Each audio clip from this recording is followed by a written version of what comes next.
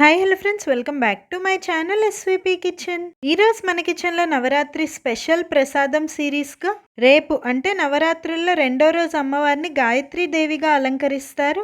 రెండో రోజు అమ్మవారికి పులిహోర నైవేద్యంగా సమర్పిస్తారు. చాలా మంది చింతపండు పులిహోర చేయాలంటే చాలా పెద్ద ప్రాసెస్ అనుకుంటారు. ఈ వీడియోలో చింతపండు పులిహోరని సింపుల్గా టేస్టీగా ఎలా చేయాలో క్లియర్గా చూపించాను. వీడియో ఎక్కడ స్కిప్ చేయకుండా ఎండ్ వరకు చూడండి. నిమ్మకాయ పులిహోర ఎలా చేయాలో ఆల్రెడీ మన ఛానల్లో వీడియో అప్లోడ్ చేస్తున్నాను. ఇంట్రెస్ట్ ఉంటే చూడండి. ఇదే వీడియో ఎండ్ స్క్రీన్లో లింక్ ఇచ్చేస్తాను. చింతపండు పులిహోర రెండు రకాలుగా చేయొచ్చు. ఒక రకమైతే ఇలా ఏ పొడి వేయకుండా బేసిక్ చింతపండు పులిహోర చేయొచ్చు, లేదా ఆవాలు, మినపప్పు, మెంతులు ఇలా కొన్ని ఇంగ్రీడియంట్స్ పొడి చేసి వేసి చింతపండు పులిహోర టెంపుల్ స్టైల్లో అలా చేస్తుంటారు. మీకు నెక్స్ట్ టైం ఎప్పుడైనా టెంపుల్ స్టైల్ పులిహోర చేసి చూపిస్తాను. ముందుగా పులిహోర చేయడానికి 250 గ్రామ్స్ రైస్ ని తీసుకొని ఇలా పొడి పొడిగా ఉడికించుకొని రైస్ ని పూర్తిగా చల్లారబెట్టేసుకోండి. 250 గ్రామ్స్ రైస్కి 35 గ్రామ్స్ చింతపండు అయితే కరెక్ట్గా సరిపోతుంది. ఒక పెద్ద నిమ్మకాయ సైజ్ అని చింతపండుని తీసుకొని వాటర్తో ఇలా వాష్ చేసేసుకొని మళ్ళీ వాటర్ వేసుకొని, చింతపండు పులిహోరకి సాల్ట్ కొంచెం ఎక్కువగానే పడుతుంది. ముందుగా 2 టీ స్పూన్ల సాల్ట్ వేసుకొని ఒక అరగంట పాటు చింతపండుని నానబెట్టుకొని, వీలైతే చిక్కటి చింతపండు రసం లేదంటే పల్చగైన చింతపండు రసం తీసి రెడీగా పక్కన పెట్టుకోండి. పులిహోరలో పోపు కోసం 1 టేబుల్ స్పూన్ ఆయిల్ని హీట్ చేసుకొని 4 టేబుల్ స్పూన్ల పల్లీలు వేసుకొని లో ఫ్లేమ్లోనే పల్లీలు మాడిపోకుండా బాగా ఫ్రై చేసుకోండి.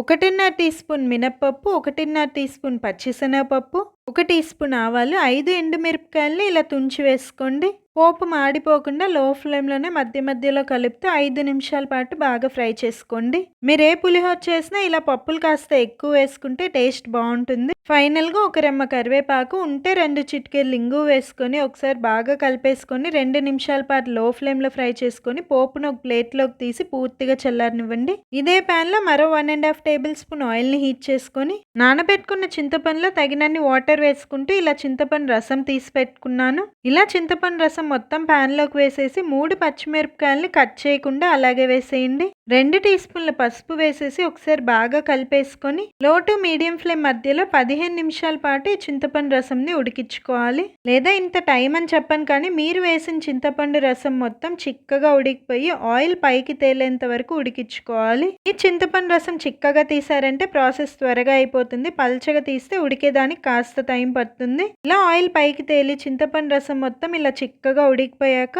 ఈ చింతపండు గుజ్జుని కూడా పూర్తిగా చల్లారబెట్టేసుకోండి. ఇలా పూర్తిగా చల్లారిన చింతపండు గుజ్జుని పూర్తిగా చల్లారిన అన్నంలో వేసుకొని బాగా కలిపేసుకోండి. మొత్తం చింతపండు గుజ్జుని ఒకేసారి వేసేయకుండా చూసుకుంటూ వేసుకోండి. నేను తీసుకున్న 250 గ్రామ్స్ రైస్కి అయితే నాకు వచ్చిన చింతపండు గుజ్జు కరెక్ట్గా సరిపోయింది కాబట్టి మొత్తం వేసి మిక్స్ చేసేసాను. పులిహోర తినేటప్పుడు పప్పులు క్రంచీగా తగులుతుంటే బాగుంటుంది కాబట్టి నేను ముందుగానే పోపు పక్కన తీసి పెట్టేశాను. కొంతమంది పోపులోనే చింతపండు రసం వేసి ఉడికిచ్చేస్తుంటారు. అది మీ చాయిస్, మీకు ఎలా కావాలంటే అలా చేసుకోండి. పోపులో చింతపండు రసం ఉడికిచ్చినా కానీ పల్లీలు గుగ్గుళ్ళలాగా చాలా టేస్టీగా ఉంటాయి. ఇలా చింతపండు గుజ్జు మొత్తం అన్నంలో కలిపేశాక మీ టేస్ట్కి తగినంత సాల్ట్ని అడ్జస్ట్ చేసుకొని లాస్ట్గా పోపు వేసేసి మొత్తం ఒకసారి ఇలా బాగా కలిపేయండి.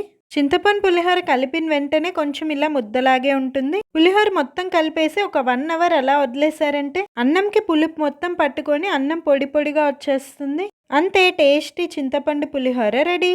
పులిహోర కలిపిన 1 అవర్ తర్వాత సర్వ్ చేయండి. ఎవరైనా ఇష్టంగా తినాల్సిందే. ఈ పులిహోర అంత టేస్టీగా ఉంటుంది. రేపు ఈవినింగ్ 7:15కి మూడో రోజు అమ్మవారికి నైవేద్యంగా ఏ ప్రసాదం పెడతారో అలాగే ప్రసాదం ఎలా చేస్తారని ఇంకో వీడియో అప్లోడ్ చేస్తాను. అందరు మిస్ అవ్వకుండా చూడండి. ప్రసాదంగా కాబట్టి ఇలా చింతపండు గుజ్జును అప్పటికప్పుడు చేసి పెడతాం కదా, లేదా ఇంట్లో మధ్యాహ్నం చేసిన అన్నం నైట్కి మిగిలిపోయినప్పుడు, లేదా ఈజీగా లంచ్ బాక్స్లోకి ఇలా చింతపండు పులిహోర చేయాలన్నా పులిహోర మిక్స్ని మీరు ఇన్స్టెంట్గా చేసి పెట్టుకోవచ్చు. పులిహోర మిక్స్ ఎలా చేయాలో నేను కమింగ్ వీడియోస్లో చూపిస్తాను. మన ఛానల్ని ఫాలో అవుతుండండి. మీకు వీలైతే మన ఛానల్ ఇన్స్టాగ్రామ్లో కూడా ఫాలో అవ్వండి. లింక్ డిస్క్రిప్షన్లో ఇస్తున్నాను. మరి ఈ రోజు నేను చేసి చూపించిన చింతపండు పులిహోర రెసిపీ మీకు నచ్చితే వీడియోకి ప్లీజ్ ఒక లైక్ చేయండి. మీ ఫ్రెండ్స్ అండ్ ఫ్యామిలీ మెంబర్స్లో ఎవరికైనా ఈ వీడియో యూస్ఫుల్ అనిపిస్తే వాళ్ళకి ఈ వీడియో లింక్ని తప్పకుండా షేర్ చేయండి. మరెన్నో ఇలాంటి హెల్తీ రెసిపీస్ మీరు నేర్చుకోవాలంటే మన ఛానల్ వెంటనే సబ్స్క్రైబ్ చేసి పక్కనే ఉన్న బెల్ ఐకాన్ని యాక్టివేట్ చేయండి.